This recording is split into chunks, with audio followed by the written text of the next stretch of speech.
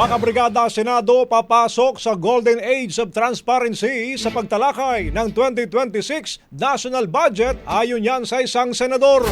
Brigada Ann Cortez, ibrigada mo! Brigada Live Report. Ibinahagi ni Senate Committee on Finance Chairperson Senator Win Gatchalian na plano nilang pumasok sa Golden Age of Transparency kung saan gagawin nilang mas transparent ang proseso nga ng pagtalakay sa 2026 national budget.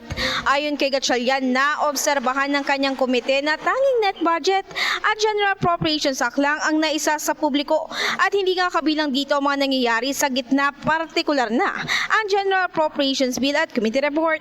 Kaugnay nga nito sa kanyang pamamahala, kanila raw isa sa publiko ang mga dokumentong ito at gagawin nila ito sa readable format para masurito agad ng mga interesadong silipin ito.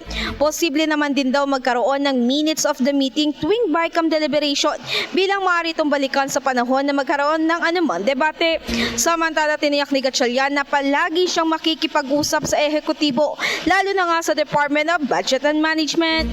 In the heart of changing lives, ako si Brigada Ann Cortez ng 105.1 Brigada News FM Manila, the Music News Authority. Brigada Balita Nation. Ang bahaging ito ay hatid sa atin ng Standout ES4 Capsule. Simulang tuparin ang pangarap ng iyong anak. And Stunting Now,